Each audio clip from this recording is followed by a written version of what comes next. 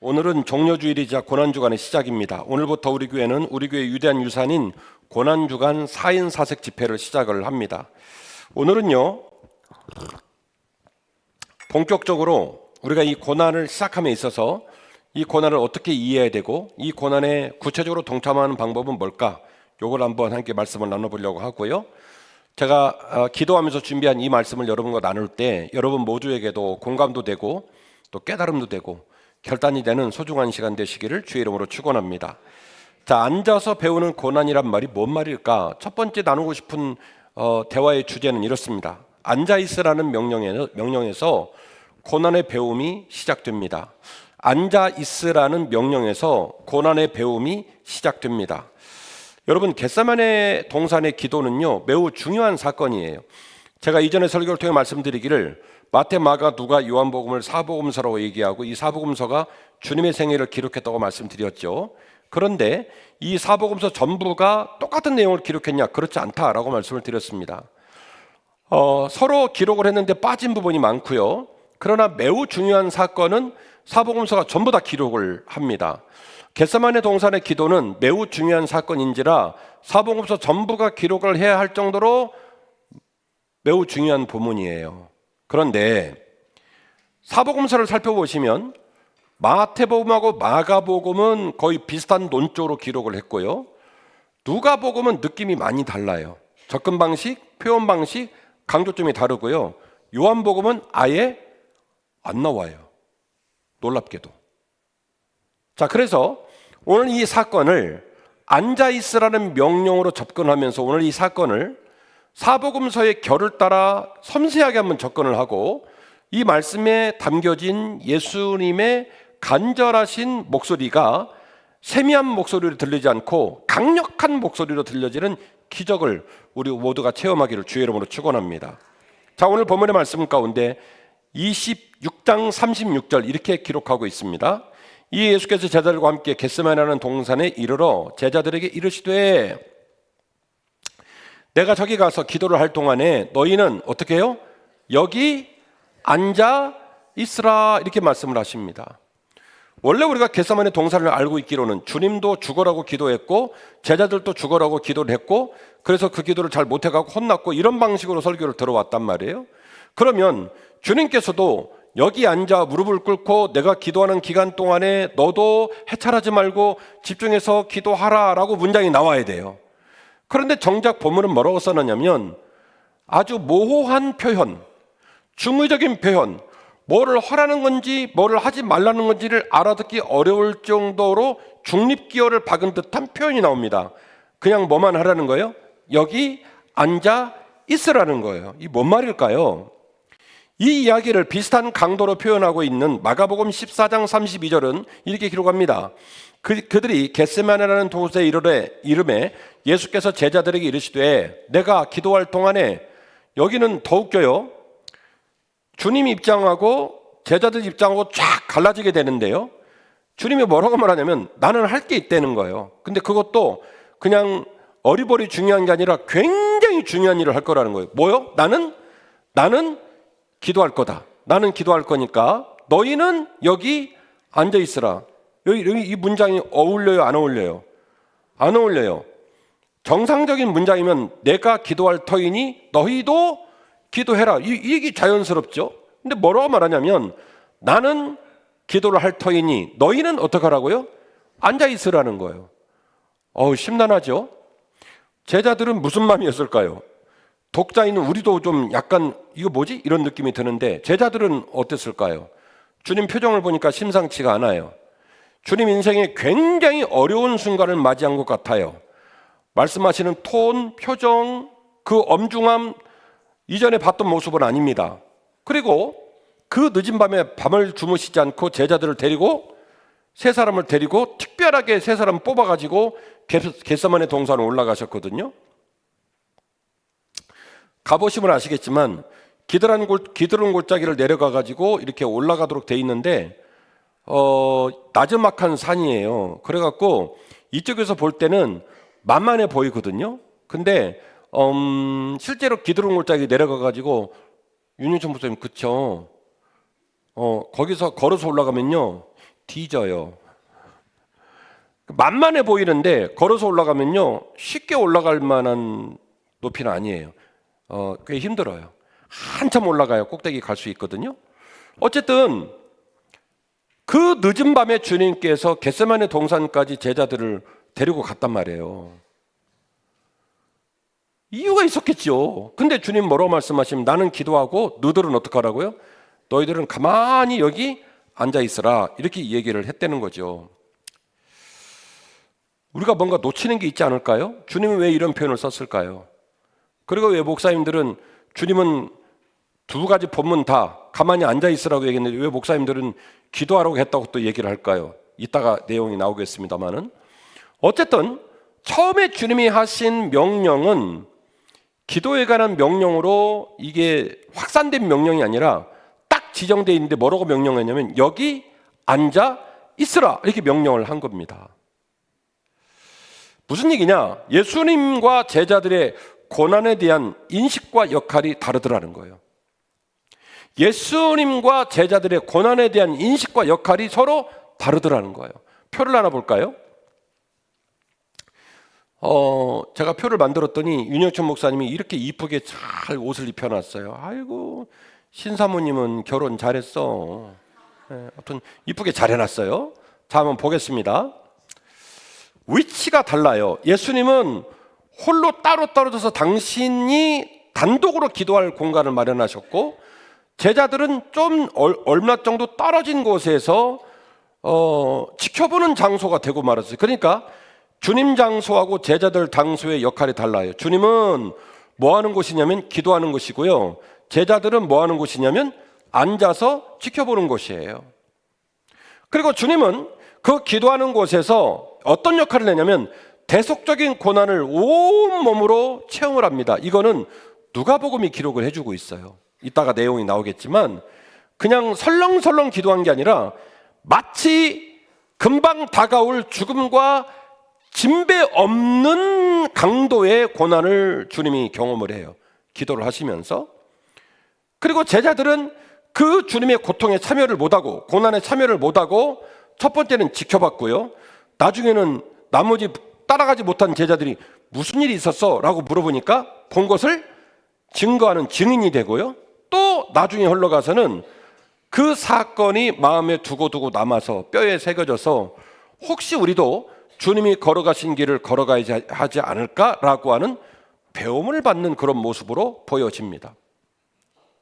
결과는요, 주님은 끝내 하나님 뜻에 순종을 했습니다. 처음에 기도가 어떻게 시작되죠? 하나님 아버지, 제가 모든 일을 다 감당했지만 이 잔만큼은 감당할 수 없을 정도로 이 잔이 무거우니 이 잔을 내게서 다른 사람에게로 옮겨주십시오라고 제안을 하고요. 그가 목숨을 걸고 기도를 하고 그 기도를 마칠 때는 기도가 이제 버전이 바뀝니다. 그레이드 업 되죠.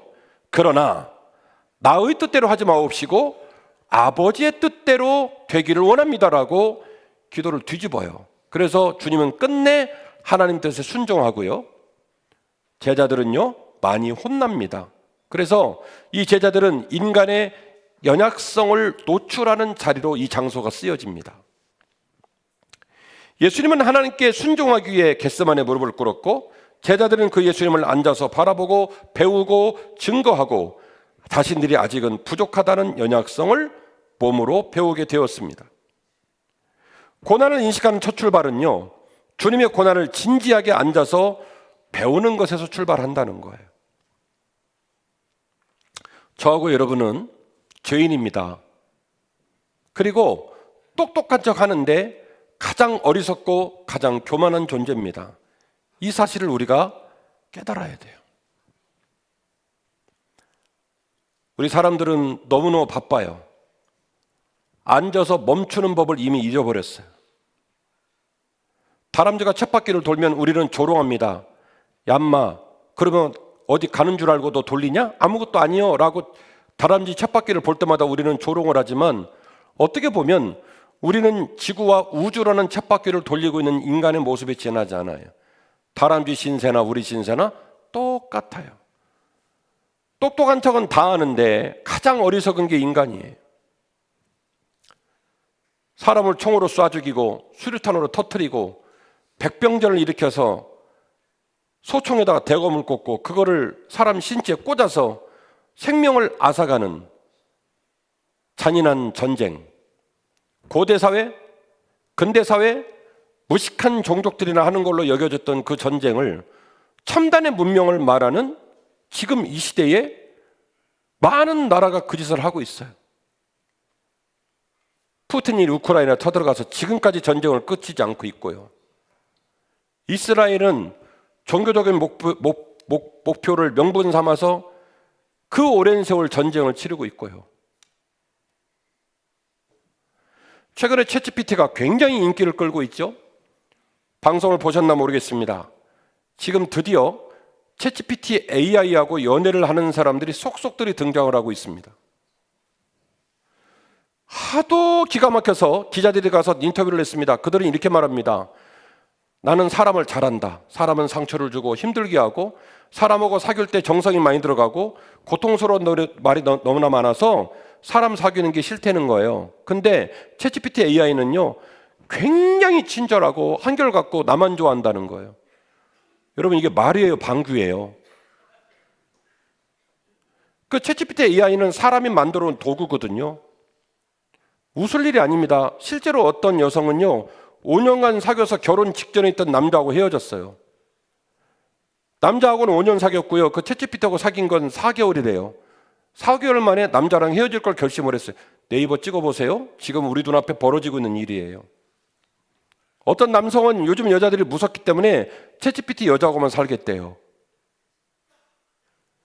기독교라는 정보가 뭐길래 보이지 않는 신을 팔아먹냐고 말했던, 혹독하게 말을 했던 지식과 문명을 숭상하는 우리 이웃들이 지금 인간이 만들어 놓은 챗GPT하고 사귀고 평생을 살겠다고 말하는 이상한 세상을 우리가 맞이하고 있습니다. 너무나 많은 걸 보고 너무나 많은 걸 듣고 너무나 오염된 세상 속에서 앞인지 뒤인지 모르고 앞만 보고 달려가고 있습니다. 주님은 제자들에게 말했습니다. 여기 앉아 있으라. 아무것도 하지 말고 여기 앉아 있으라. 여러분, 2025년 고난주간을 맞이하는 우리에게 저는 이 메시지가 굉장히 중요하게 다가온다고 생각해요. 김 목사, 여기 앉아 있으라. 일부예배 때 얘기했더니 23명 정도 손 들었습니다. 한번 보겠습니다. 우리는 저녁에 잘라고 누우면요 일단 스마트폰을 손에 들어요. 카카오톡을 보고 답장 보내고 메시지 확인하고 주식 증권 확인하고 그리고 은행 확인하고 그리고 어플리케이션 내가 썼던 거 확인하고 유튜브 보고 들고 나고 하는데 정신이 없어요. 잠을 못 자요. 눈이 뻑뻑해도 이걸 못 내려놔요. 그리고 이 스마트폰을 오래 보면 잘 때 깊은 잠을 못 자고 계속 이 연상이 되거든요. 건강에 안 좋아요. 그걸 못 해요. 저 포함한 여러분들의 난맥상입니다. 저는 하루 종일 분주하게 살아서 유튜브라든지 미디어를 못 봅니다. 그래서 저녁에 집에 가면 궁금한 것들이 있기 때문에 밥상에 딱 앉으면 TV를 켜요. TV를 켜고 우리 집사람이 그렇게 싫어하는 뉴스를 봅니다. 그러면 우리 집사람은 착해서 우리 집사람만 안 보고요. 두 아들은 스마트폰을 반찬처럼 반찬 옆에다 놓고 반찬 하나 먹고 스마트폰 보고 그러고 앉았습니다. 아무도 말을 하지 않습니다. 저는 억울하죠. 저한테 시간이 없으니까 이 시간 잠깐 쪼개서 보는 건데 그래도 이건 아니라는 생각이 들어서 제가 TV를 딱 껐어요. 끄는 순간 심장이 벌렁벌렁하고 곧 다시 켜야 될 것 같은 압박감이 있고 저도 힘들었어요. 그걸 끄고 가만히 앉아있었더니 집사람이 그러더군요. 애들아, 아빠가 TV 껐는데 너희들도 스마트폰 끄지? 그랬더니 끕디다. 아빠가 끄니까. 그리고 잠시 한 30초 정도의 정막이 흐른 후에 대화가 시작이 됐어요. 드디어 아빠 얼굴을 보고 엄마 얼굴을 보니까 엄마 머리 했어? 이 말이 나오기 시작하는 거예요. 아무것도 아닌 것 같지만 대화가 다시 시작이 되더란 말이에요. 우리는 가만히 앉아있는 법을 못 배웠어요. 잠자는 시간 빼놓고 뭐를 하든지 해요. 우리 윤현총 목사님 신사모님도 인생 배려버렸어요. 저분이 원래 그 예루살렘에서 9년 동안 사시면서 유대인의 가정교육으로 천주의 훈련받은 분이시거든요. 근데 어제 보니까 끝났어. 아니 유르미가 말이죠. 학교를 갔다 오는데 보니까 막 그 어린애기가 그냥 가방을 큰 걸 메고 땀을 찔찔하면서 아빠 학교 갔다 왔어요. 이러니까 우리 윤 목사님 사모님이 뭐라고 하는지 아시면 둘이 그래 얼른 와서 가방 벗고 태권도복 갈아입고 내려와. 그래가지고 바로 태권도복 갈아입혀가지고 학원차 오는 거 태워서 보냈어요. 그냥 한국 스타일로 바뀌셨어요. 애도 바쁘고요, 어른도 바쁘고요, 할머니 할아버지도 바빠요. 그러느라 내가 누군가, 어떻게 살아야 되나, 내가 하루를 살 때 나한테는 어떤 의미가 있나, 이거를 한 번도 돌아보지 못한 채로 살아요.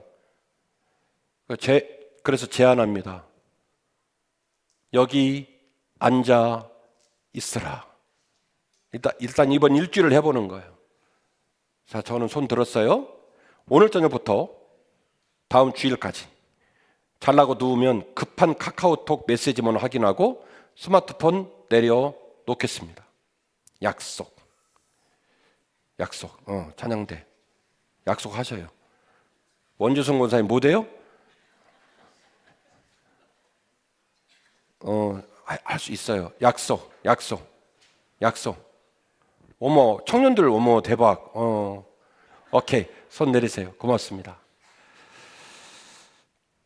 어쩌다 우리가 이걸 약속으로 받아야 될까요? 그리고 우리는 양심이 있기 때문에 오늘 손든 분들은 저녁에 이걸 붙들고 있으면 손이 달달달 떨릴 거예요. 양심이 있으니까. 사실은 생각해보면 누가 좀 개입을 해줄 필요가 있어요. 사실은 생각해보면 좀 다부지게 맘을 먹고 내려놓을 필요가 있단 말이에요. 이걸 못하고 있단 말이에요. 그러니까 오늘 저녁부터 일단 일주일 해보자는 얘기예요.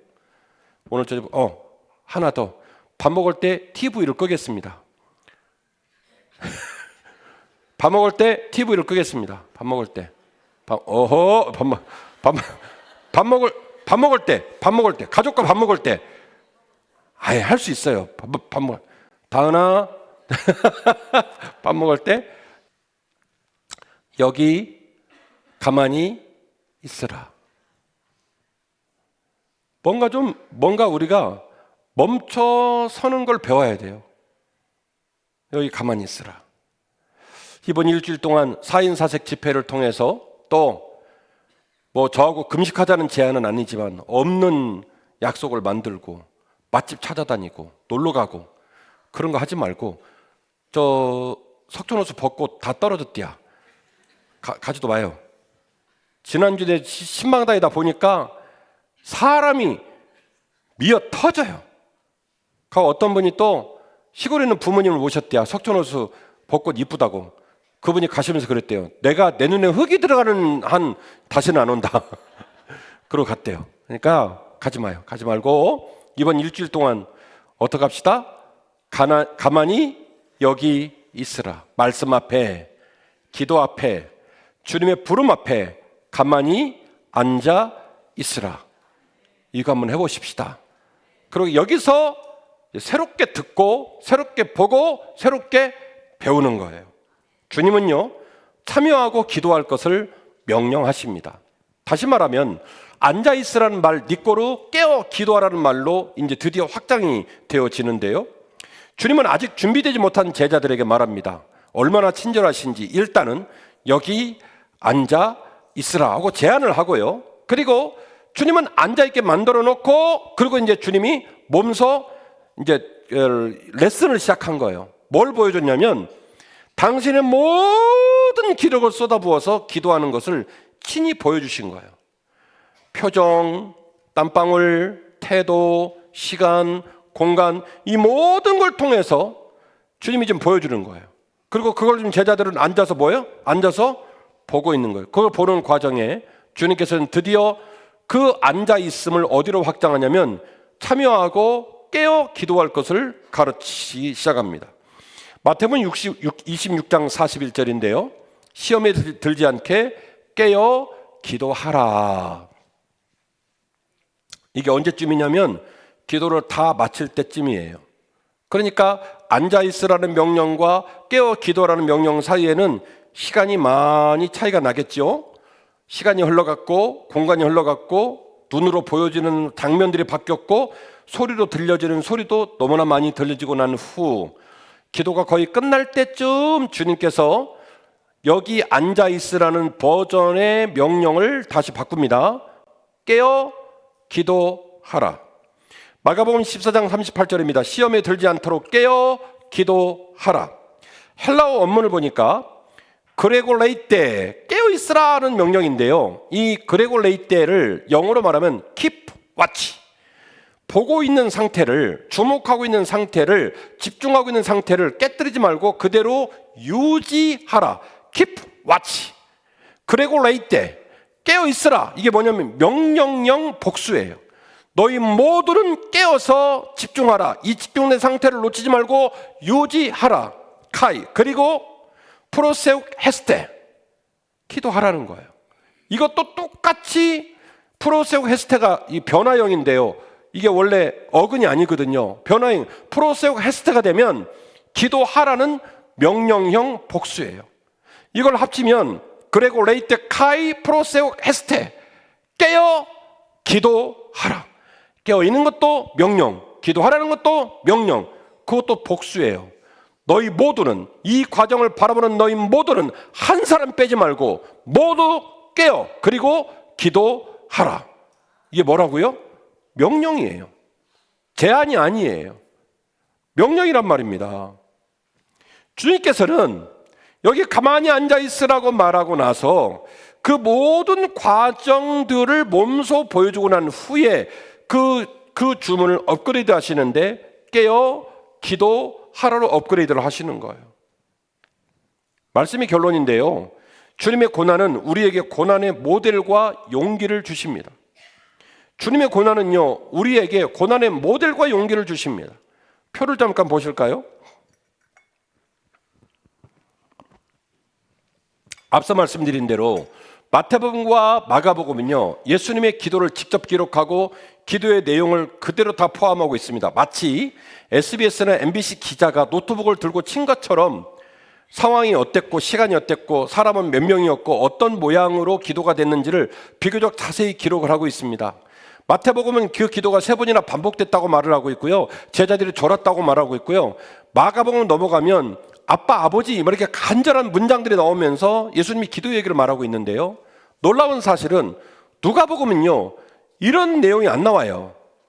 누가복음은 예수님의 기도하는 그 내용들을, 예수님의 기도를 직접 기록하긴 했지만 관심을 갖는 포인트와 강조점이 전혀 다릅니다. 예수님이 기도를 하는데 세상에 하늘에서 천사가 급하게 내려왔대요. 이 얘기는 누가복음에만 나와요.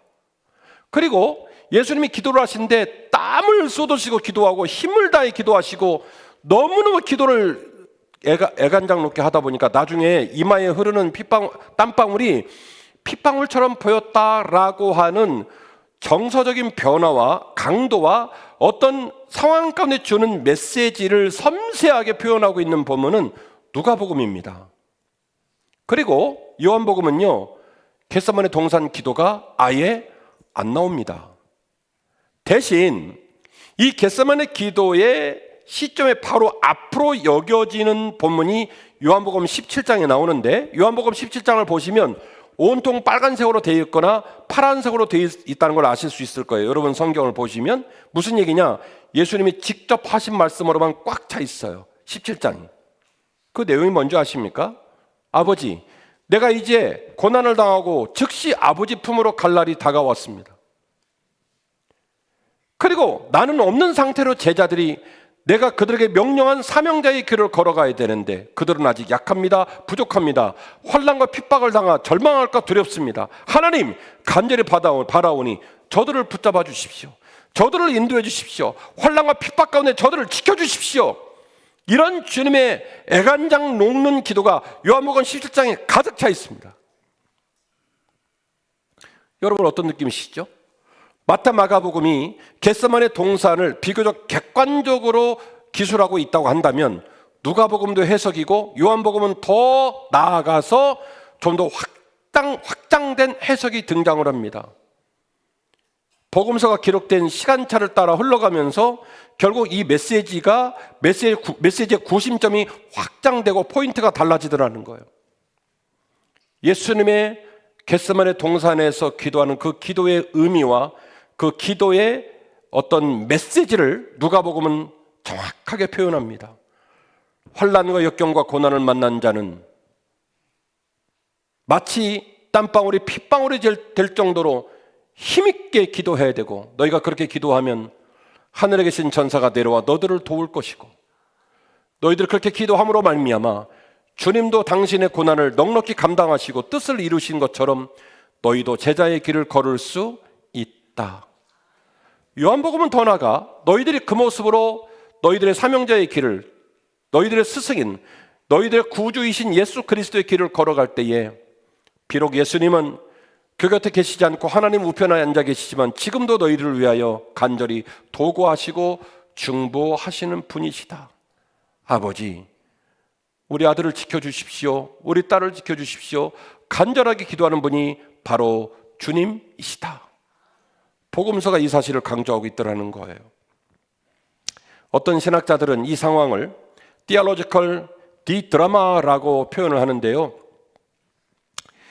그리스에서 유래된 드라마라는 단어, 이거는 뭐냐면 행동, 교육, 극 뭐 이런 걸 의미해요. 드라마는 D라고 하는 말은 접두사인데요. 두 개, 통해서 이런 뜻을 갖고 있습니다. 그러니까 디드라마가 되면 두 개의 드라마, 이중적인 드라마라는 거예요. 앞에 있는 메시지가 있고 뒤에 있는 메시지가 있고 바깥에 있는 메시지가 있고 안에 들어있는 메시지가 있고 이중적인 드라마인데 theological, 신학적, 그러니까 결국 신학적 교육극, 이 디드라마를 통해서 예수님께서 우리에게 말씀을 아주 강력하게 효과적으로 이 이중적 드라마, theological 디드라마를 통해서 말씀해 주고 계시더라는 거예요. 다시 말씀을 드리면 이거는요, 이 겟세마네 동산은 하나의 영화와 같은 몸으로 가르쳐 주시는 예수님의 메시지라는 거예요. 지금도 비블리컬 드라마라든지 또 롤플레이라든지 우리 심리학 분야라든지 병원에서도 이런 방법들을 많이 씁니다. 아빠와 엄마의 갈등이라든지 부모와 자녀의 갈등 같은 것들을 치유할 때 이 드라마 치료 프로그램을 병행하기도 하는데요. theological 디드라마는 예수님께서 겟세마네 동산의 총체적인 행위를 통해서 결국 고난을 관통하는 제자들을 향한 메시지를 가르치셨다는 거예요. 다시 말씀드리면 시간, 공간, 관계성, 표정, 언어, 소리, 촉감, 이 모든 감각수단을 동원해서 이 이중적 드라마를 통해서 예수님께서 우리에게 뭘 주고 있다고요? 고난을 관통하는 신앙의 메시지를 가르치고 계시더라는 거예요. 이와 같이 이번 일주일이 우리들에게도 theological 디드라마가 되기를 바랍니다. 똑같이 밥 3끼를 먹고 저녁에 자고 일터를 나가겠습니다마는 매일 밤 성전 앞에 무릎을 조아려서 4인 사색 말씀을 듣고, 한 분은 경상도 스타일, 한 분은 전라도 스타일, 한 분은 강북 스타일, 한 분은 인천 스타일, 4인 사색으로 말씀을 듣고 목에 터져라 찬양하고, 금요일 날은 성금요일 만찬에 참여해서 주님께서 말씀하신 대로 너희는 모일 때마다 나를 기념하라, 주님의 몸을 떼고 주님의 잔을 나눠 마시면서, 그래서 이번 일주일 동안 우리들의 시간과 공간과 모든 이 만남의 이 장들을 통해서 십자가에 달린 주님을 오롯이 체험하는 한 주가 되었으면 좋겠습니다. 이걸 하려면 앞에서 선행적으로 이루어져야 될 전 단계가 작동이 돼야 돼요. 주님이 제자들에게 했던 것처럼 어떻게 해요? 여기 앉아 있으라, 서야 돼요. 시간을 비우고 사람과의 공간을 비우고, 그리고 내 마음의 공간을 비우지 않으면 주의 말씀을 채울 수가 없죠. theological 디드라마, 결국에는 성공했어요, 실패했어요? theological 디드라마, 오늘 겟세마네의 그 주님의 디드라마가 성공했습니까, 실패했습니까? 일단은 실패했죠. 3번이나 찾아와서 깨워 기도하라고 얘기를 하셨는데 이건 마지막 메시지고 처음에는 앉아 있으라고 그랬는데 자잖아요. 주님이 뭐라고 그래요? 마음에 원은 있지만 너희들의 육신이 약해서 그 마음에 원하는 바를 삶으로 드러내지를 못하는도다. 네가 믿음이 있지만, 네가 나를 사랑하지만 그 믿음과 사랑의 감정을 가지고 네 삶 가운데 십자가 영광을 드러내기는 아직 부족하다는 거예요. 마치 누구 모습 같아요? 우리들의 모습 같아요. 김 목사, 내가 너 알지? 최 장로, 이건사, 아이, 내가 알지. 근데 마음은 알지만 삶으로 나를 따르고 삶으로 나를 섬기는 일에는 아직 많이 부족하구나. 이 말씀을 주시는 거예요. 아멘 하시옵소서. 우리가 너무 세상 것으로 시간을 채우고 세상 것을 너무 추구하다가 주님과의 내 사이가 너무 빈약해지고 그리고 주님과 내 사이가 너무나 식어버린 거예요. 마음도 원이고 육신도 준비되는 일주일 되었으면 좋겠어요. 그래서 다음 주에 외부에서 오는 많은 손님을 모시고 영광스러운 부활절을 맞이하는 저와 여러분 되었으면 좋겠습니다. 겟세마네는 앉아서 몸으로 배우는 극적 고난의 수업 시작입니다. 제가 이 문장을 만들어 놓고 주여 진정 이 문장을 제가 만들었나이까 했던 문장이에요. 겟세마네는 앉아서 몸으로 배우는 극적 고난의 수업의 시작이 되는 장소입니다. 앉아서 고난을 배우는 거예요. 시작은 앉아서 아무것도 아닌 중의적인 명령으로 시작을 했지만 기도가 끝날 때쯤 그 주님의 제안은 어떻게 승화됩니까? 깨어 기도하라로 승화가 됩니다. 그래서 겟세마네는 시작이 어디서 출발되냐면 앉아서 몸으로 배우는 곳에서 시작이 되는 거예요. 우리 일상의 모든 것들을 멈추지 않으면 주님을 채울 공간이 없습니다. 주님을 채울 시간도 없고 주님을 채울 마음도 없습니다. 현수막 붙이고 목사는 죽어라고 설교해도 내 마음은 요지부동입니다. 왜 그렇습니까? 내 마음에 공간이 마련되어 있지 않기 때문입니다. 앉아 있으라. 겟세마네 기도는 주님의 이중적 드라마로 보여주시고 체험하고 주님으로부터 시작하라는 가장 역동적이며 실제적인 배움의 장입니다. 주님은 고난을 기도로 시작하셨고 기도로 끝냈으며 기도로 뚜벅뚜벅 걸어가셨습니다. 제자들은 부드러운 꾸중을 받았고요. 그리고 주님은 오늘 박보영 목사님 읽으신 본문을 보시면 마지막에 뭐라고 그래요? 이제는 자도 된다.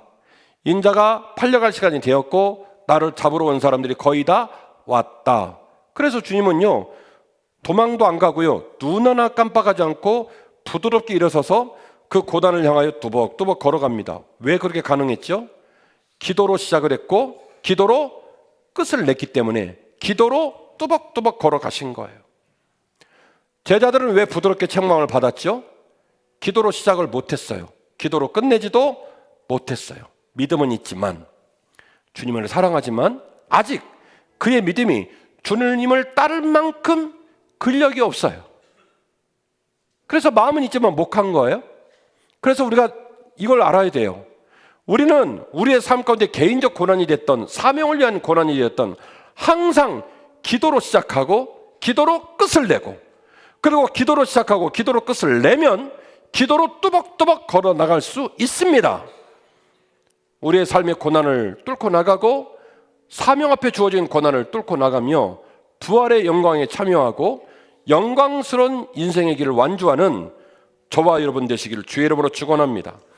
고난자는 우리 모두가 주님의 뒤를 따라 기도로 배우고 기도로 일어서며 기도로 결단하는 소중한 시간이 되시기를 주의 이름으로 축원합니다.